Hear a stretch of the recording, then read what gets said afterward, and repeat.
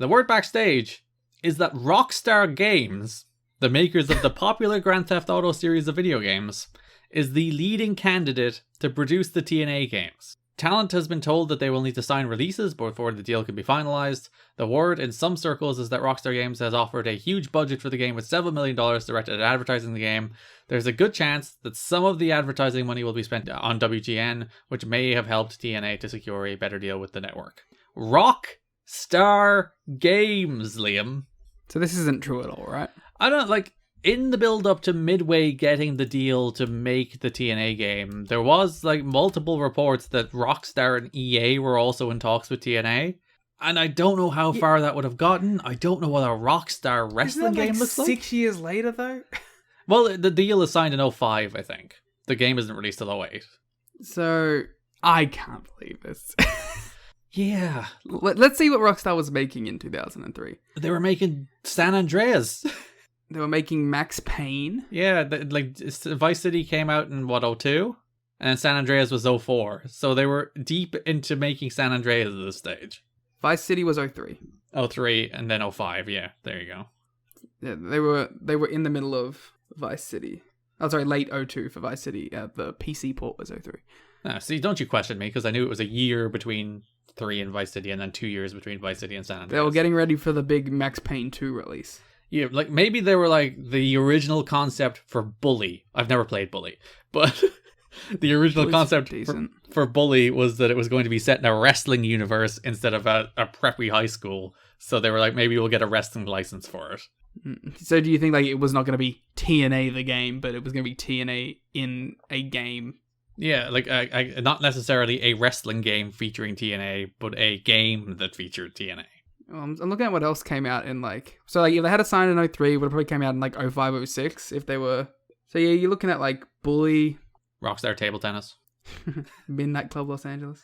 But to be fair to Rockstar, that was an era where they did make more different and varied games. They weren't just the Grand Theft Auto and Red Dead studio.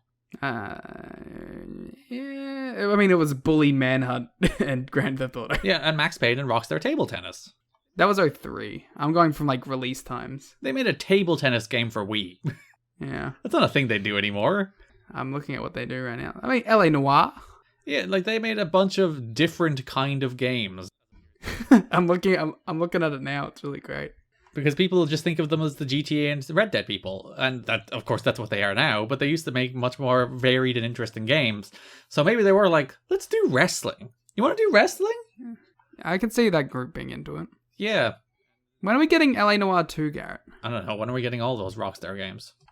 I want LA Noire 2 badly. I want more. We've been dining on that doubt meme for decades now.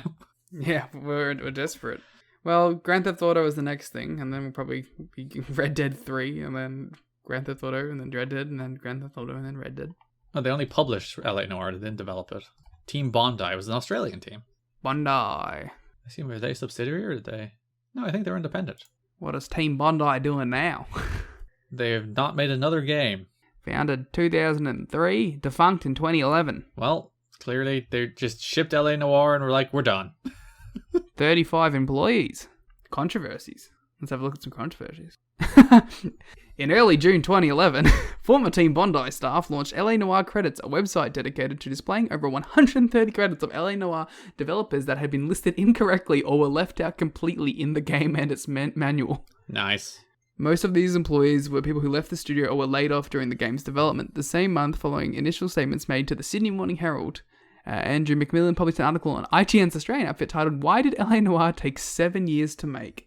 to which he quoted 11 anonymous former Team Bondi personnel on the studio's managerial style, the staff's turnover rates, and the working hours and conditions. Seems to be a constant theme with Rockstar. Not just Rockstar, video games. Isn't it nice how video games never change? And there's just constant stories of bad management styles, egos, and freaking horrible working hours. That's fun. That's nice. And also, rampant sexual abuse. It's a good industry. Yeah. Successes and Whore of the Orient? That's a statement right there. Whore of the Orient was said to be a spiritual successor to LA Noire? Okay. Sure. Good on them for making a game with a title like that. Warner Brothers Interactive Entertainment was named to have signed a publishing deal. That's Rockstar Games potentially negotiating with TNA. Potentially. Maybe. Or they made it up. Who knows? I don't know if I believe it, but maybe.